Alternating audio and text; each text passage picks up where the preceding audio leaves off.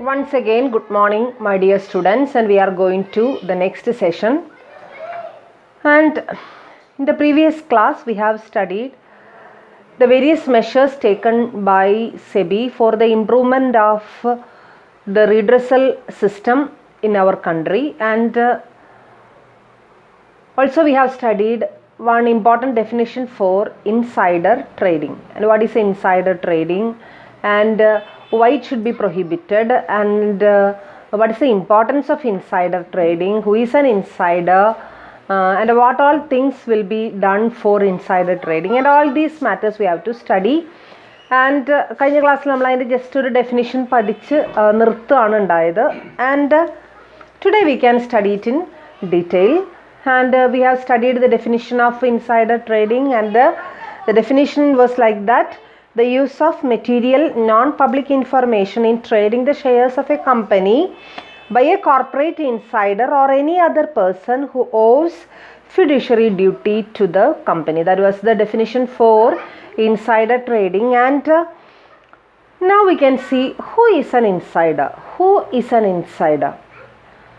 And insider is a person who is internal to the company or who is internal to the institution that we know, but this insider or this insider person should have the capacity to know the unpublished informations of the company or that particular institute. That is a peculiarity of insider trading. Simply for the reason that is he is an insider, we cannot say that there is insider trading or he conducts insider trading. If we have to assume that there is insider trading, there should be an assumption that insider is doing insider trading, and that insider is in a position to capture all those informations that is unpublished. At the same time, it is important or it is vital to the trading of the shares of the company. So that's a peculiarity of insider trading, and here there is a definition for insider.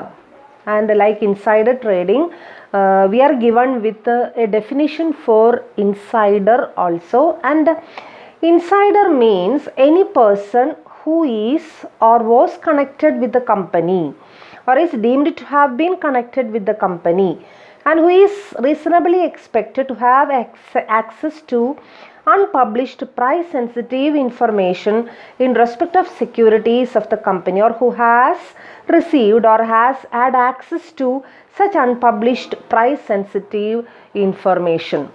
So that is a definition for insider.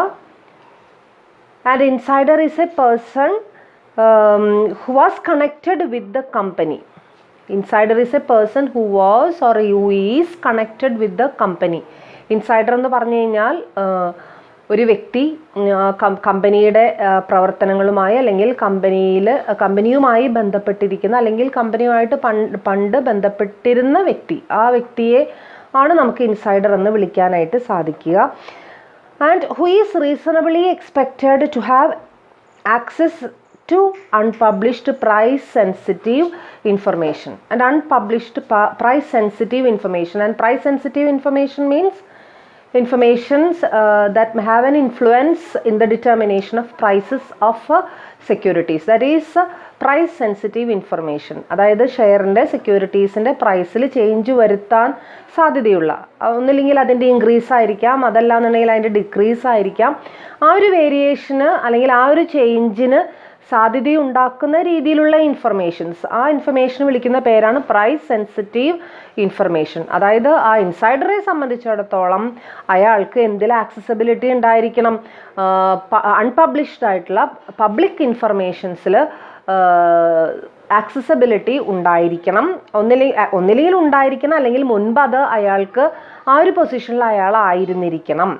Okay, and in respect of securities of the company, or who has received or has had access to such unpublished price sensitive information. അല്ലെങ്കിൽ ഒന്നില്ലെങ്കിൽ accessibility ഉണ്ടാവുക, അല്ലാന്നുണ്ടെങ്കിൽ അത് അയാൾക്ക് നേരിട്ട്, ഇപ്പോൾ പ്രത്യേകിച്ചും നേരത്തെ ഞാനൊരു കഴിഞ്ഞ ക്ലാസ്സിൽ അതിൻ്റെ ഇൻസൈഡർ ട്രേഡിങ്ങിൻ്റെ ആ ഒരു തുടക്കം പറഞ്ഞ സമയത്ത് പറഞ്ഞിട്ടുണ്ടായിരുന്നു. അതായത് ഇൻസൈഡർ ട്രേഡിംഗ് എന്ന് പറഞ്ഞു കഴിഞ്ഞാൽ, ഇൻസൈഡേഴ്സ് എന്ന് പറഞ്ഞു കഴിഞ്ഞാൽ ഒന്നുമില്ലെങ്കിൽ ഇപ്പോൾ കമ്പനിക്കുള്ളിലുള്ള വ്യക്തിയായിരിക്കണം, അല്ലെങ്കിൽ മുൻപ് കമ്പനിയിലെ ഏതെങ്കിലും പ്രധാനപ്പെട്ട സ്ഥാനത്ത് ഇരുന്നിരുന്ന വ്യക്തികളായിരിക്കണം. ഓക്കെ, അപ്പോൾ ഇപ്പോൾ എന്ന് പറയുമ്പോൾ തീർച്ചയായിട്ടും അയാൾക്ക് ആ ഒരു ആക്സസിബിലിറ്റി അവിടെ ഉണ്ടായിരിക്കും. അതേസമയം മുൻപ് എന്ന് പറയുമ്പോൾ ചിലപ്പോൾ ആ പണ്ടത്തെ റിലേഷൻഷിപ്പും ഒക്കെ വെച്ചിട്ടായിരിക്കും അയാൾ ആ ഒരു ആക്സസിബിലിറ്റി എന്ത് ചെയ്യുന്നത്, ഉണ്ടാക്കി എടുക്കുന്നത്. So that is a definition for insider. And definition പുറമെ ഈ ഡെഫിനിഷനിൽ നിന്നും നമ്മൾ എടുക്കുന്ന ഒന്ന് രണ്ട് ക്യാരക്ടേഴ്സ്, ഇൻസൈഡേഴ്സിനെ കുറിച്ചിട്ടുള്ള ഒന്ന് രണ്ട് ക്യാരക്ടേഴ്സാണ് നമുക്കിവിടെ പറയാനായിട്ട് സാധിക്കുക. That is a person connected or deemed to be connected to the company or who can be reasonably expected to have an access to UPSI. UPSI. And what do you mean by UPSI? UPSI means unpublished price sensitive information. That is UPSI. Okay, unpublished price sensitive informations. അപ്പോൾ അതിൽ accessibility ഉണ്ട്, അല്ലെങ്കിൽ ഉണ്ടാകാവുന്ന, അങ്ങനെ assume ചെയ്യാവുന്ന വ്യക്തികളെ ആണ് നമ്മൾ എന്തെന്ന് വിളിക്കുന്നത്, ദിസ് ഇൻസൈഡർ എന്ന് നമ്മൾ വിളിക്കുന്നത്. And a person who receives or has access to UPSI. അങ്ങനെ ഒരു സ്ഥാനം ഉണ്ടായിരിക്കുകയും അല്ലെങ്കിൽ ആ ഒരു സ്ഥാനം അയാൾ ദുരുപയോഗം ചെയ്യുകയും ചെയ്യുന്നതിന് വേണ്ടിയിട്ട്, ആ ഇൻഫർമേഷൻ റിസീവ് ചെയ്യാൻ വേണ്ടി അയാൾ ദുരുപയോഗം ചെയ്യുകയും ചെയ്തു കഴിഞ്ഞാൽ അയാൾ തീർച്ചയായിട്ടും ഇൻസൈഡർ ട്രേഡിങ്ങിന് വേണ്ടിയിട്ട് നമ്മൾ എന്ത് ചെയ്യാവുന്നതാണ്, നമ്മൾ സസ്പെക്റ്റ് ചെയ്യാവുന്നതാണ്, അയാളെ നമുക്ക് സംശയിക്കാവുന്നതാണ്. So this is insider or definition, as well as some characteristics of insider. And we can see some of the examples of insider trading. Insider trading ന്റെ കുറച്ച് ഉദാഹരണങ്ങൾ അല്ലെങ്കിൽ ആ ഒരു ചില സാഹചര്യങ്ങളാണ് നമ്മൾ പറയുന്നത്. First one is that corporate officers, directors and employees who traded the corporate securities after learning the significant and confident corporate developments.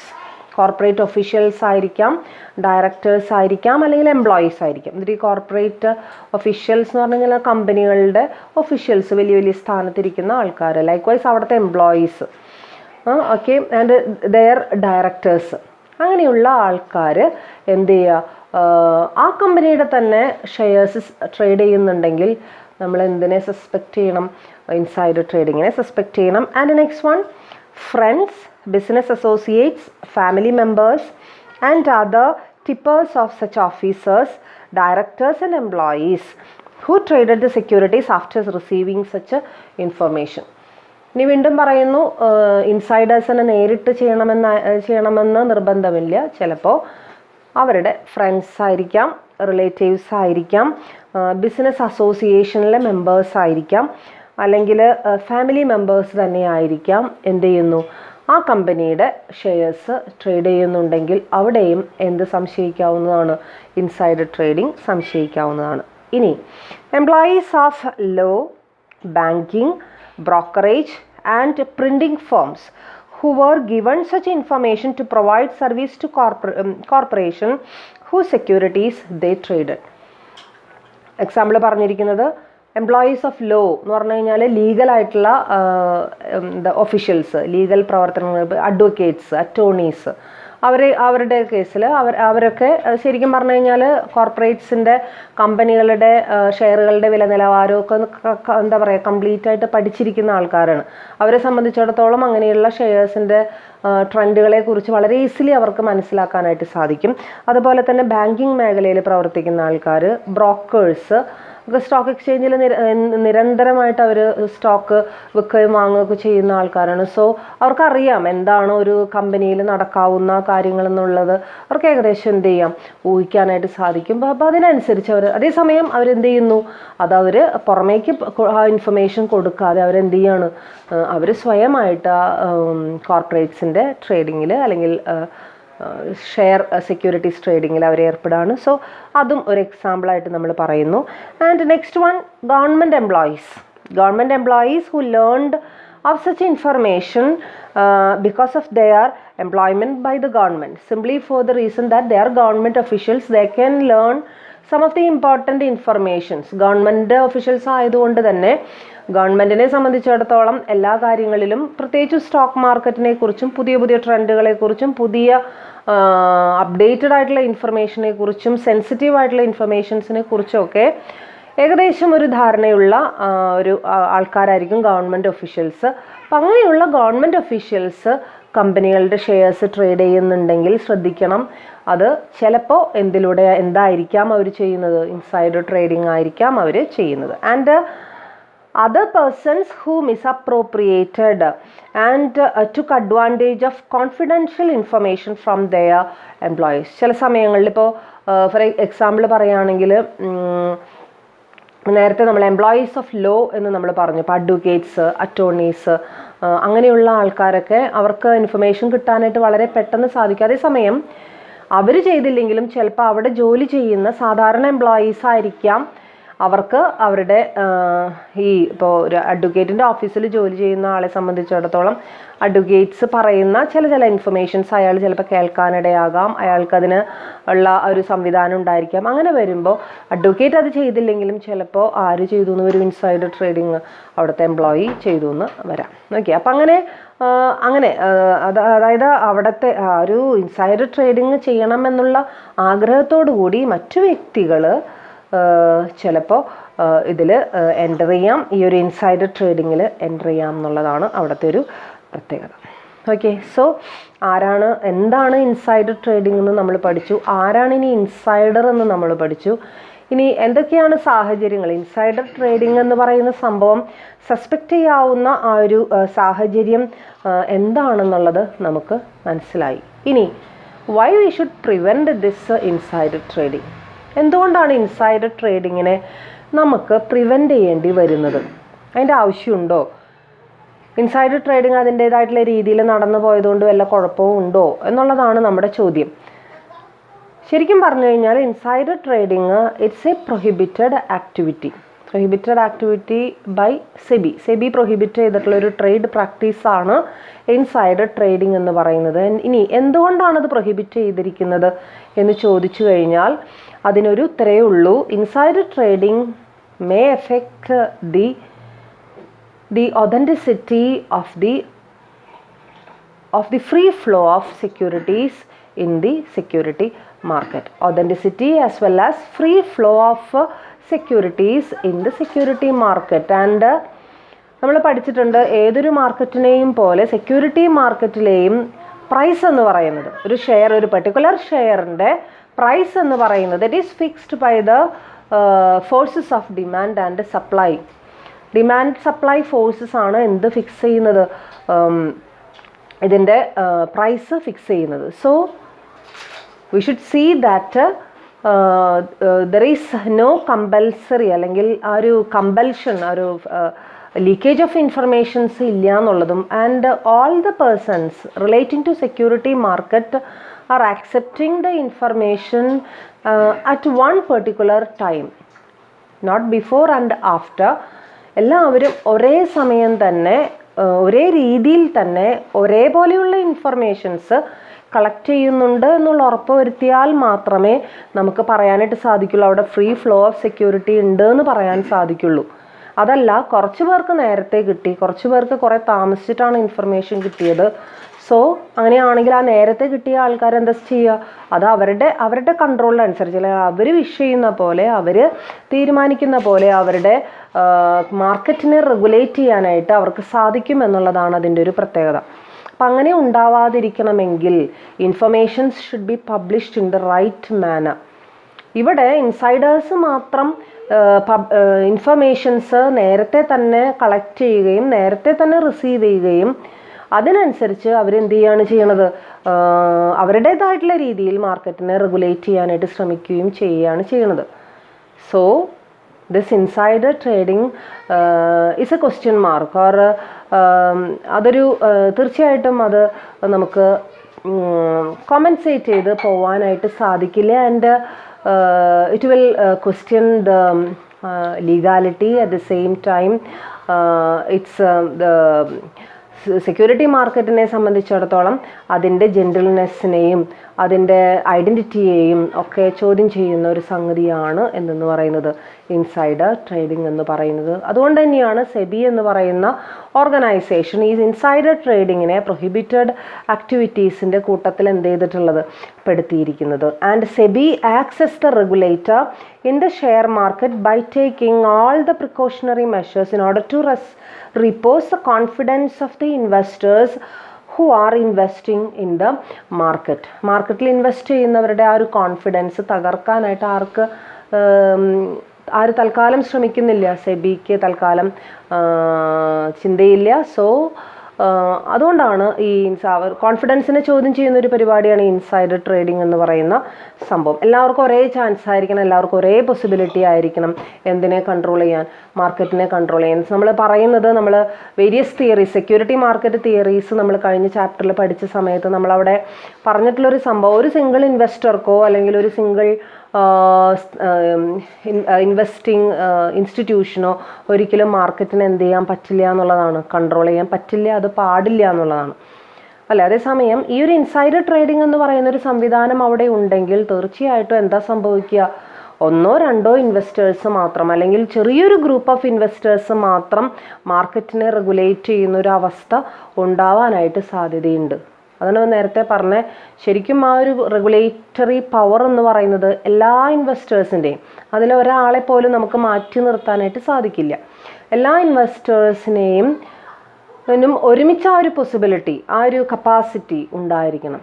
അതേസമയം ആ ഒരു കപ്പാസിറ്റി നമുക്ക് കൊടുക്കാനായിട്ട് സാധിക്കില്ല. എന്താ അവിടെ ഉണ്ടെന്നുണ്ടെങ്കിൽ, ദിസ് ഇൻസൈഡർ ട്രേഡിംഗ് അവിടെ ഉണ്ടെന്നുണ്ടെങ്കിൽ അത് സ്റ്റോക്ക് മാർക്കറ്റിൻ്റെ തന്നെ ഒരു ഇൻറ്റഗ്രിറ്റിയെയും അതിൻ്റെ ഹോണസ്റ്റിയെയും ഒക്കെ ബാധിക്കുന്ന ഒരു ഘടകമാണ്. വലിയ തോതിൽ അത് എഫക്റ്റ് ചെയ്യാനായിട്ട് സാധ്യതയുണ്ട്. So it's the SEBI is taking all the measures to preventing such fraudulent practices like insider trading. Okay, and we have seen that there are some important price sensitive informations and this നമ്മൾ ഒരു ചെറിയൊരു വാക്ക് അവിടെ use ചെയ്തിരുന്നു, that is UPSI. And what is UPSI? It is unpublished price sensitive informations. This is UPSI, that is unpublished price sensitive information. And what do you mean by price sensitive? എന്താണ് price sensitive? Price sensitive എന്നുള്ള വാക്കിനാണ് ഇതിൽ importance. എന്താണ് price sensitive എന്ന് പറഞ്ഞു കഴിഞ്ഞാൽ, price sensitive means പ്രൈസിനെ എളുപ്പത്തിൽ effect ചെയ്യുന്ന, that is price sensitive. അത് പ്രൈസിനെ എളുപ്പത്തിൽ എഫക്റ്റ് ചെയ്യുന്ന എന്താ നമ്മളിവിടെ പറയുന്നതിനെ കുറിച്ച് നമ്മൾ പറയണേ, ഇൻഫർമേഷൻസിനെ കുറിച്ചിട്ടാണ് നമ്മൾ പറയുന്നത്. And what are the important situations in which this price sensitive informations are very important? ഏറ്റവും ഇമ്പോർട്ടൻ്റ് ആയിട്ട് വരുന്ന കുറച്ച് സാഹചര്യങ്ങളാണ് നമ്മൾ ഇനി എന്ത് ചെയ്യാൻ പോകുന്നത്, പഠിക്കാൻ പോകുന്നത്. That is first one, a significant business development or proposed change in the nature of company's business. അല്ലേ, അതായത് ഒരു കാര്യമായിട്ടുള്ള അല്ലെങ്കിൽ ഒരു വളരെ കംപ്ലീറ്റ് ആയിട്ടുള്ള ഒരു മാറ്റം എന്തിൽ, ബിസിനസ് ഓർഗനൈസേഷനിൽ നമ്മൾ വരുത്താനായിട്ട് ഉദ്ദേശിക്കുന്ന മാറ്റം, or A proposed change in the nature of the companies business. കമ്പനിയുടെ ബിസിനസ്സിൽ ഇപ്പോൾ ഒരു എക്സാമ്പിൾ പറയുകയാണെങ്കിൽ, ഇപ്പോൾ ടെക്സ്റ്റൈൽസ് ബിസിനസ് നടത്തിക്കൊണ്ടിരുന്ന ഒരു സ്ഥാപനം അവർ സിമെൻറ്റ് മാനുഫാക്ചറിങ് എന്ന് പറയുന്ന ബിസിനസ്സിലേക്ക് പതുക്കെ എന്ത് ചെയ്യണം, മാറുകയാണ്. സോ അത് എന്ന് പറയാൻ ആ ഒരു മാറ്റം എന്ന് പറഞ്ഞു കഴിഞ്ഞാൽ വലിയൊരു മാറ്റം തന്നെയാണ് അല്ലേ. ടെക്സ്റ്റൈൽ ബിസിനസ് അതുവരെയും പ്രവർത്തിച്ചു കൊണ്ടിരുന്നൊരു സ്ഥാപനം സിമെൻറ്റ് ബിസിനസ്സിലേക്ക് മാറുക എന്ന് പറഞ്ഞു കഴിഞ്ഞാൽ അതിനെ ഒരു അടിമുടിയുള്ള മാറ്റം എന്നാണ് നമുക്ക് പറയാനായിട്ട് സാധിക്കുക. ആൻഡ് ഇത് പ്രൈസിനെ, ആ കമ്പനിയുടെ ഷെയറിൻ്റെ പ്രൈസിനെ എഫക്റ്റ് ചെയ്യും, യാതൊരു സംശയവും ഇല്ല അല്ലേ. It's a price sensitive information and it's a situation in which the prices of securities will be affected in a greater extent. And the second one is that details of material contracts that are being negotiated by the company. Details of this material contracts. And what do you mean by material contracts? Material contracts means very, very important contracts entered into by the company or proposed to enter by the company in a future date or such. And this is also an information or this is also an important situation in which the prices will be affected. അതായത് പുതിയൊരു കോൺട്രാക്റ്റിൽ അല്ലെങ്കിൽ വലിയൊരു കോൺട്രാക്റ്റിൽ company എന്ത് ചെയ്യാൻ പോവാണ്, enter ചെയ്യാൻ പോവുകയാണ് എന്നുള്ള ഇൻഫർമേഷൻ. ചിലപ്പോൾ ആക്ച്വലി അത് എൻ്റർ ചെയ്തിട്ടുണ്ടാവില്ല, പക്ഷേ ഈ എൻ്റർ ചെയ്യാൻ പോകുന്നതിനെ കുറിച്ചിട്ടുള്ള ഇൻഫർമേഷൻ ആ കമ്പനിക്ക് വേണ്ടപ്പെട്ട എല്ലാവർക്കും എന്ത് ചെയ്യാനായിട്ട് സാധിക്കും, അറിയാനായിട്ട് സാധിക്കും. സോ അതും ഒരു സാഹചര്യമായിട്ട് നമ്മൾ കണക്കാക്കുന്നു. And next one, potential litigation that would have a substantial effect on the company. Litigation procedures or legal procedures affected by the company. ഒന്നില്ലെങ്കിൽ കമ്പനിക്കെതിരെ പോകുന്ന ഒരു നിയമ നടപടി, അല്ലാന്നുണ്ടെങ്കിൽ കമ്പനി പുറമേയുള്ള ആർക്കെങ്കിലും വേറെ ഏതെങ്കിലും കമ്പനിക്കെതിരെ ആയിരിക്കാം, അല്ലെങ്കിൽ ഏതെങ്കിലും തേർഡ് പാർട്ടീസിനെതിരെ പോകുന്ന ലീഗലായിട്ടുള്ള ഏതെങ്കിലും പ്രൊസീജിയറുകൾ. ചിലപ്പോൾ ഗ്രേറ്റർ കോമ്പൻസേഷൻ കിട്ടാനായിട്ട് സാധ്യതയുള്ള ചില കേസുകളായിരിക്കാം, ചില ഇഷ്യൂസ് ആയിരിക്കാം, ചില ലിറ്റിഗേഷൻസ് ആയിരിക്കാം. ആ ലിറ്റിഗേഷൻസിനെ കുറിച്ചിട്ടുള്ള അതിൻ്റെ ആ ലിറ്റിഗേഷൻ്റെ പോക്ക് എങ്ങോട്ടാണെന്ന് ഏകദേശം മനസ്സിലാക്കുകയും അതിനനുസരിച്ച് it's a price sensitive information അല്ലേ. ഇപ്പോൾ നന്നായിട്ട് പ്രവർത്തിച്ചു കൊണ്ടിരിക്കുന്ന ഒരു സ്ഥാപനത്തിനെതിരെ ആരെങ്കിലും ഒരു കേസ് കൊടുക്കുകയും ആ കേസ് ആ സ്ഥാപനത്തിനെതിരായി വിധിക്കപ്പെടും എന്നുള്ള ജഡ്ജ്മെൻറ്റ് തീർച്ചയായിട്ടും സ്ഥാപനത്തിന് നെഗറ്റീവായിട്ട് വരും എന്ന് ഉള്ള ഒരു അസംഷൻ ഉള്ള വ്യക്തിയെ സംബന്ധിച്ചിടത്തോളം എന്താണ്ടാവുക, ഷെയർസിൻ്റെ വില കുറയുന്ന അയാൾക്ക് എന്ത് ചെയ്യാം, അറിയാം. അതിനനുസരിച്ച് അയാൾ എന്ത് ചെയ്യും, ട്രേഡ് ചെയ്യും. സോ അത് തീർച്ചയാണ്. അപ്പോൾ അങ്ങനെയുള്ള ഇനിയിപ്പോൾ എപ്പോഴും ഷെയർ പ്രൈസ് കുറയുക മാത്രമല്ല ഉണ്ടാവും, ചിലപ്പോൾ കൂടാനായിട്ട് സാധ്യതയുണ്ട്, ചിലപ്പോൾ കമ്പനിക്ക് അനുകൂലമായിട്ടായിരിക്കും വിധി വരുന്നത്. സോ അങ്ങനെയുള്ള കേസുകളിൽ ഷെയറിൻ്റെ പ്രൈസ് ഇൻക്രീസ് ചെയ്യാനാണ് സാധ്യത. സോ അവിടെയും. And next one is proposed change in the structure of the capital structure of the company. അതും ഒരു പ്രധാനപ്പെട്ട പ്രൈസ് സെൻസിറ്റീവ് ആയിട്ടുള്ള ഇൻഫർമേഷനുള്ള സാഹചര്യമാണ്, അല്ലെങ്കിൽ ഒരു ഇൻഫർമേഷനാണ് എന്ന് നമ്മൾ കരുതേണ്ടി വരും. അതായത് ക്യാപിറ്റൽ സ്ട്രക്ചറിൽ ഉണ്ടാവാൻ സാധ്യതയുള്ള മാറ്റം അല്ലേ. എന്താണ് ക്യാപിറ്റൽ സ്ട്രക്ചർ എന്ന് നമുക്കറിയാം. ആ ക്യാപിറ്റൽ സ്ട്രക്ചർ, സോഴ്സസ് ഓഫ് ക്യാപിറ്റലിൻ്റെ ആ ഒരു കോമ്പിനേഷനിൽ നമ്മൾ വരുത്താവുന്ന ചേഞ്ചുകൾ, ആ ചേഞ്ചുകൾ എങ്ങനെയൊക്കെയാണ് നമ്മൾ വരുത്താൻ ഉദ്ദേശിക്കുന്നത്, ഇതിനെക്കുറിച്ച് പുറമേയുള്ള ഒരു വ്യക്തിക്കും ഇൻഫർമേഷൻ ഇല്ല. അതേസമയം അതിന് കമ്പനിക്കുള്ളിലുള്ള വ്യക്തികൾക്ക് അതിനെക്കുറിച്ച് വ്യക്തമായിട്ടുള്ള ധാരണ ഉണ്ടാവുകയും അവരതിനനുസരിച്ച് ചിലപ്പോൾ എന്ത് ചെയ്യും, പ്രവർത്തിക്കുകയും ചെയ്യും. And next one is that A major change in the board of management or senior management. ഒന്നില്ലെങ്കിൽ ബോർഡ് ഓഫ് ഡയറക്ടേഴ്സിൻ്റെ അല്ലെങ്കിൽ സീനിയർ മാനേജീരിയൽ ലെവലിലുള്ള ഒരു വലിയൊരു മാറ്റം. ആ മാറ്റങ്ങൾ ചിലപ്പോൾ പ്രൈസ് സെൻസിറ്റീവ്, ഇപ്പോൾ ഒരു കമ്പനിയുടെ ബോർഡ് ഓഫ് ഡയറക്ടേഴ്സ് മാറാൻ പോകുന്നു, അല്ലെങ്കിൽ അതിൽ ചേഞ്ച് ഉണ്ടാവാൻ പോകുന്നു, 1-2 ഡയറക്ടേഴ്സിനെ മാറ്റാൻ പോകുന്നു, പുതിയ എക്സ്പേർട്ടായിട്ടുള്ള എഫിഷ്യൻ്റ് ആയിട്ടുള്ള ഡയറക്ടേഴ്സിനെ കൊണ്ടുവരാനായിട്ട് ഉദ്ദേശിക്കുന്നു. ഇതൊക്കെ വരുന്നുണ്ടെങ്കിൽ, ഒരു ഭയങ്കര എഫിഷ്യൻ്റ് ആയിട്ടുള്ളൊരു മാറ്റം വരുന്നുണ്ടെങ്കിൽ തീർച്ചയായിട്ടും പ്രൈസ് സെക്യൂരിറ്റി പ്രൈസ് ഇൻക്രീസ് ചെയ്യുകയും, അതേസമയം ആ ബോർഡിൽ ഇപ്പം വളരെ ഇമ്പോർട്ടൻ്റ് ആയിട്ടുള്ളൊരു വ്യക്തിയായിരിക്കാം ചിലപ്പോൾ റിസൈൻ ചെയ്ത് പോകുന്നത്, അല്ലെങ്കിൽ അയാളെ മാറ്റുന്നത്, അങ്ങനെയൊക്കെ വരികയാണെങ്കിൽ ചിലപ്പോൾ പ്രൈസ് എന്ത് ചെയ്യാനാവും സാധ്യത, ഡിക്രീസ് ചെയ്യാനായിരിക്കും. അപ്പോൾ these are different situations in which there is a possibility of affecting the prices of shares or securities. അതിനുള്ള എന്താ പറയുക, സാധ്യതയുള്ള കുറച്ച് സാഹചര്യങ്ങളാണ് നമ്മൾ എന്ത് ചെയ്തത്, കണ്ടത്. And the following information would be considered as price sensitive information within the purview of SEBI guidelines. SEBI ഗൈഡ് ലൈൻസിൻ്റെ, സെബി റെഗുലേഷൻസിൻ്റെ അടിസ്ഥാനം സെബി കുറച്ച് ഗൈഡ് ലൈൻസ് നമുക്ക് തന്നിട്ടുണ്ട്. ഇതുപോലുള്ള അല്ലെങ്കിൽ ചില ഡോക്യുമെൻറ്റ്സുകളിൽ അല്ലെങ്കിൽ ചില ഫിനാൻഷ്യൽ സ്റ്റേറ്റ്മെൻറ്റുകളിലൊക്കെയുള്ള ഇൻഫർമേഷൻസ് വളരെ പ്രൈസ് സെൻസിറ്റീവ് ആയിട്ടുള്ള ഇൻഫർമേഷൻ ആണെന്ന് സെബി നമ്മളോട് പറഞ്ഞു തരുന്നു. അങ്ങനെ ഒരു 7 ഇൻഫർമേഷൻസിനെ കുറിച്ചിട്ടാണ് സെബി നമ്മളോട് പറയുന്നത്. അതിൽ ആദ്യത്തെ ഇൻഫർമേഷൻ എന്ന് പറയുന്നത് periodical financial results of the company. Periodical financial results of the company. Financial results periodical എന്ന് പറയുമ്പോൾ മന്ത്ലി റിസൾട്ട്സ് ആയിരിക്കാം, ഓർ ഇയർലി റിസൾട്ടുകളായിരിക്കാം. ഇയർലി റിസൾട്ടുകളുടെ അടിസ്ഥാനത്തിൽ ബിഫോർ ഇറ്റ് ഈസ് പബ്ലിഷ്ഡ്, ആ ഒരു ഗ്യാപ്പിൻ്റെ ഇടയിൽ after it's auditing and after it is published to the general body of shareholders, അതിന് മുമ്പായിട്ട് ചിലപ്പോൾ എന്ത് നടക്കാം, ഇൻസൈഡർ ട്രേഡിംഗ് നടക്കാം. And next one, intended declaration of dividends both ഇൻറ്റരിം and final. Intended declaration of A dividend, അതായത് dividend declare ചെയ്യാൻ എപ്പോഴാണ് dividend declare ചെയ്യുക? ആനുവൽ ജനറൽ ബോഡി മീറ്റിങ്ങിൽ എല്ലാവരുടെയും സാന്നിധ്യത്തിൽ, എല്ലാവരുടെയും എന്താ പറയുക, പൂർണ്ണമായിട്ടുള്ള പിന്തുണയോട് കൂടിയിട്ടാണ് എന്ത് ഡിക്ലെയർ ചെയ്യുന്നത്, ഡിവിഡൻഡ് ഡിക്ലെയർ ചെയ്യുന്നത്. ഡിക്ലെയർ ചെയ്തിട്ടുള്ള ഡിവിഡൻഡാണ് ആ വർഷത്തെ ഡിവിഡൻഡായിട്ട് നമ്മൾ എന്ത് ചെയ്യുക, കമ്പനി കൊടുക്കുന്നത്.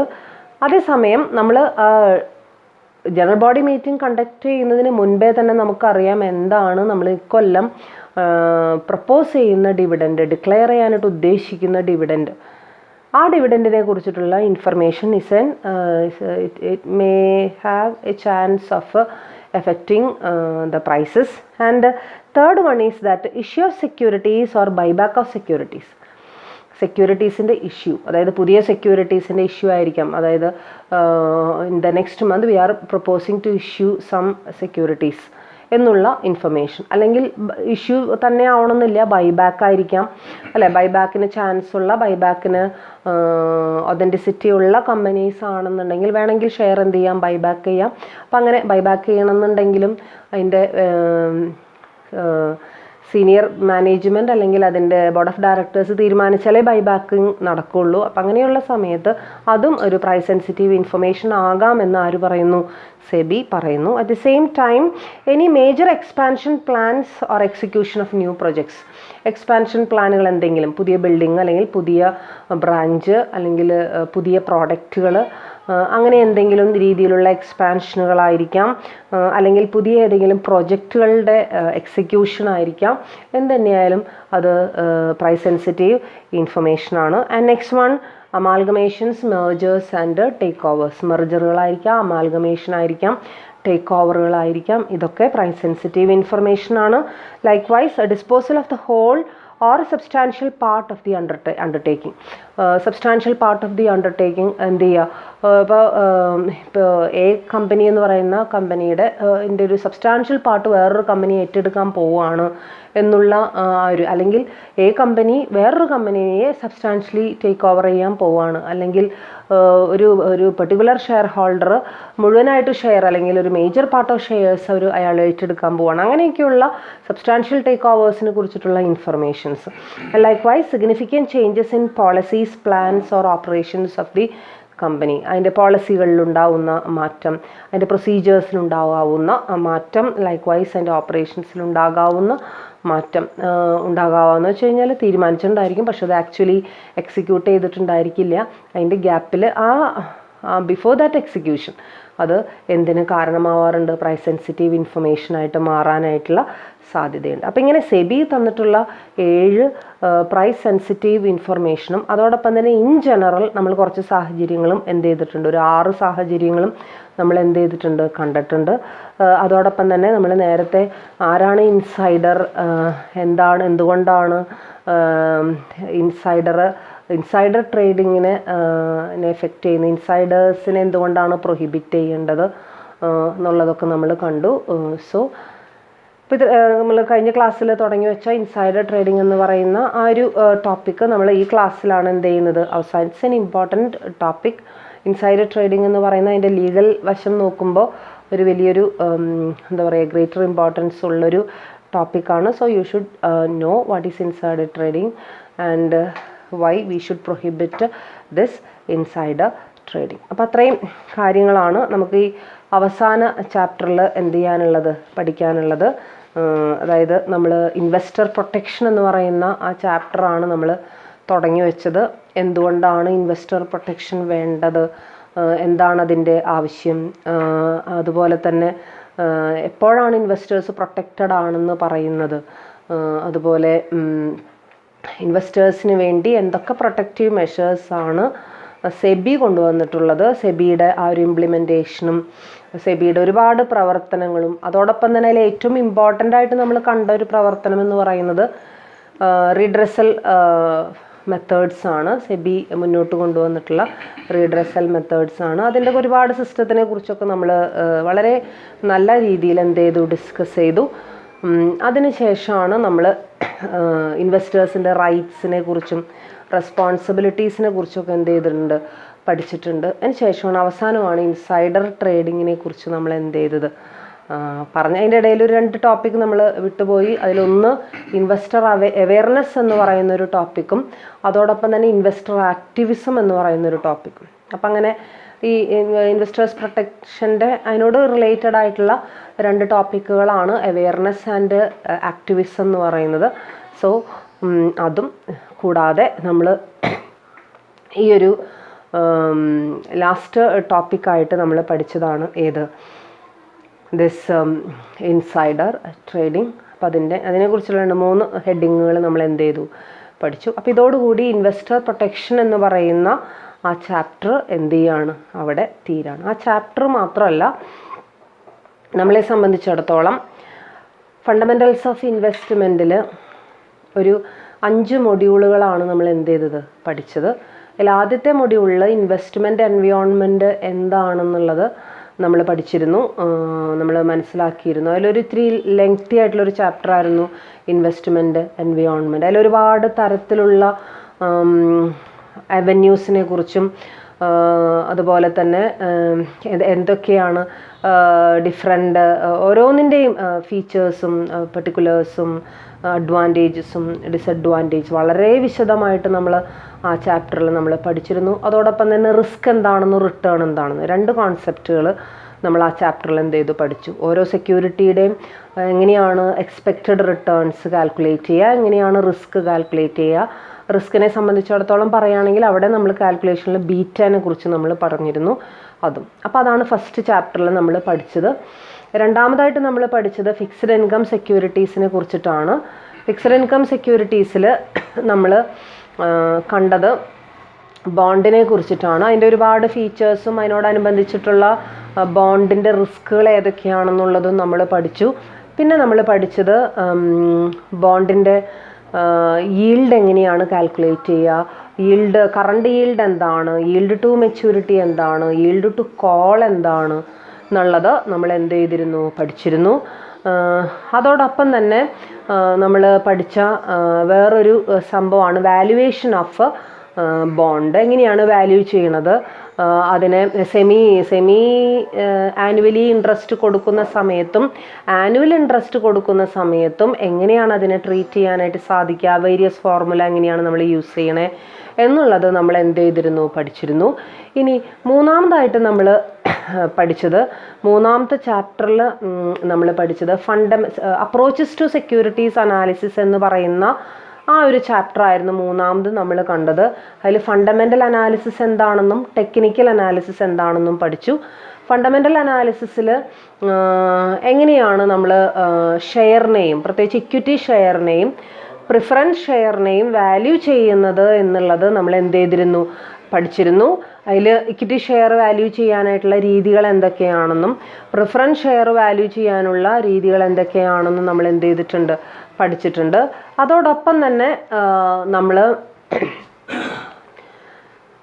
ആ ചാപ്റ്ററിൽ ടെക്നിക്കൽ അനാലിസിസിൻ്റെ മോഡലുകൾ എന്തൊക്കെയാണെന്നുള്ളതും അതിൽ കുറേ അധികം മോഡലുകൾ ടെക്നിക്കൽ ചാർട്ടുകൾ, പ്രൈസ് ചാർട്ടുകൾ, ഡിഫറെൻ്റ് മോഡൽസ്, ഇതൊക്കെ നമ്മൾ പഠിച്ചിരുന്നു. അതാണ് ആ ചാപ്റ്ററിൽ മൂന്നാമത്തെ ചാപ്റ്ററിൽ ഉണ്ടായിട്ടുള്ളത്. അവിടെയും പ്രോബ്ലം തിയറിയും കൂടി മിക്സപ്പ് ആയിട്ടുള്ള കാര്യങ്ങളാണ് അവിടെ പറഞ്ഞിട്ടുള്ളത്. ഇനി അടുത്ത ചാപ്റ്ററിൽ, അതായത് പോർട്ട്ഫോളിയോ അനാലിസിസ് എന്ന് പറയുന്ന വളരെ ഇമ്പോർട്ടൻ്റ് ആയിട്ടുള്ളൊരു ചാപ്റ്ററിൽ നമ്മൾ എന്താണ് portfolio, characteristics of portfolio and what are the different types of portfolio and അവിടെയും നമ്മൾ പോർട്ട്ഫോളിയോൻ്റെ റിസ്ക്കും റിട്ടേൺസും എങ്ങനെയാണ് നമുക്ക് അനലൈസ് ചെയ്യാനായിട്ട് സാധിക്കുന്നത്, എങ്ങനെയാണ് നമുക്ക് അത് കാൽക്കുലേറ്റ് ചെയ്യാനായിട്ട് സാധിക്കുന്നത് എന്നുള്ളത് നമ്മൾ എന്ത് ചെയ്തിരുന്നു, പഠിച്ചിരുന്നു. ആൻഡ് നെക്സ്റ്റ് ലാസ്റ്റായിട്ടാണ് നമ്മൾ പ്യുവർലി തിയറട്ടിക്കൽ ആയിട്ടുള്ള ഒരു ചാപ്റ്റർ നമ്മൾ എന്ത് ചെയ്തത്, പഠിച്ചത്. അതായിരുന്നു ഇൻവെസ്റ്റർ പ്രൊട്ടക്ഷൻ. അതിൽ പ്രോബ്ലംസോ വേറെ കാര്യമായിട്ടുള്ള വേറെ സംഗതികളോ ഒന്നും തന്നെ ഉണ്ടായിരുന്നില്ല. അത് ഇൻവെസ്റ്റേഴ്സിന് നമ്മൾ നേരത്തെ പറഞ്ഞു നിർത്തിയതാണ്. വേരിയസ് ടോപ്പിക്സ് നമ്മൾ എന്ത് ചെയ്തു ഇങ്ങനെ 5 മൊഡ്യൂളുകളാണ് ഫണ്ടമെൻ്റൽസ് ഓഫ് ഇൻവെസ്റ്റ്മെൻറ്റ്സിൽ നമ്മൾ എന്ത് ചെയ്തിട്ടുള്ളത്, പഠിച്ചിട്ടുള്ളത്. സോ അതിൻ്റെ ഒരു ആദ്യത്തെ ഒരു അനാലിസിസ് നമ്മൾ കഴിഞ്ഞു. ചാപ്റ്റേഴ്സ് 5 മൊഡ്യൂളുകളും നമ്മൾ ഫസ്റ്റ് അനാലിസിസ് അല്ലെങ്കിൽ ഫസ്റ്റ് വ്യൂ നമ്മൾ എന്ത് ചെയ്തിട്ടുണ്ട്, നടത്തിയിട്ടുണ്ട്. ഇനി അടുത്ത ക്ലാസ് മുതൽ നമ്മൾ എന്ത് ചെയ്യും, അതിൻ്റെ ഒരു റിവിഷൻ പാറ്റേൺ ഫസ്റ്റ് മൊഡ്യൂൾ തൊട്ട് വീണ്ടും റിവൈസ് ചെയ്യുന്ന രീതിയിലുള്ള ഒരു പാറ്റേൺ ആണ് നമ്മൾ എന്ത് ചെയ്യുന്നത്, മുന്നോട്ട് കൊണ്ടുപോകുന്നത്. സോ ആദ്യത്തെ ഒരു ഇതിലുണ്ടായിട്ടുള്ള ഏതെങ്കിലും പ്രോബ്ലംസോ തിയറിറ്റിക്കലായിട്ടുള്ള പാർട്സോ മനസ്സിലാവാതെ വരുന്നുണ്ടെങ്കിൽ ഓൺലി ഇമ്പോർട്ടൻറ്റ് പോയിൻറ്റ്സ് മാത്രമേ ഇനി നമ്മൾ എന്ത് ചെയ്യുള്ളൂ, റിവിഷനിൽ നമ്മൾ പറയുകയുള്ളൂ, അടുത്ത ക്ലാസ് മുതൽ പറയുള്ളൂ. ഓക്കെ, അപ്പോൾ നിങ്ങളത് മനസ്സിലാക്കുക. റിവിഷൻസും നിങ്ങൾ എന്ത് ചെയ്യേണ്ടതാണ്, സാധാരണ ക്ലാസ് കേൾക്കുന്ന പോലെ തന്നെ കേൾക്കേണ്ടത് വളരെ അത്യാവശ്യമാണ്. പ്രോബ്ലം സൈഡാണ് മെയിനായിട്ട് നമ്മൾ എന്ത് ചെയ്യുന്നത്, നോക്കുന്നത്. വീണ്ടും നിങ്ങളോട് ആവർത്തിച്ച് പറയാണ്, ഫസ്റ്റ് ക്ലാസ്സിൽ പറഞ്ഞ അതേ കാര്യം തന്നെ പറയാണ്. It is 50% theory and 50% for this problems. അത് മനസ്സിലാക്കി വയ്ക്കുക. ക്വസ്റ്റ്യൻ പേപ്പർ വരുമ്പോൾ ചിലപ്പോൾ ഈ 50-50 തന്നെ ആയിരിക്കണം എന്ന് നിർബന്ധമൊന്നുമില്ല. സോ അതും കൂടി നിങ്ങൾ എന്ത് ചെയ്യണം, എക്സ്പെക്റ്റ് ചെയ്യേണ്ടതാണ്. സോ നിങ്ങൾ തിയറിയും പ്രോബ്ലംസും വളരെ നന്നായിട്ട് എന്ത് ചെയ്യണം, പഠിച്ചാൽ മാത്രമേ പരീക്ഷ നല്ല രീതിയിൽ എന്ത് ചെയ്യാൻ പറ്റുള്ളൂ, പ്രസൻറ്റ് ചെയ്യാനായിട്ട് സാധിക്കുകയുള്ളൂ. സോ ഈ ക്ലാസ് ഇതോടുകൂടി നമുക്ക് എന്ത് ചെയ്യാം, അവസാനിപ്പിക്കാം. So all the best or all the wishes for your studies. Thank you.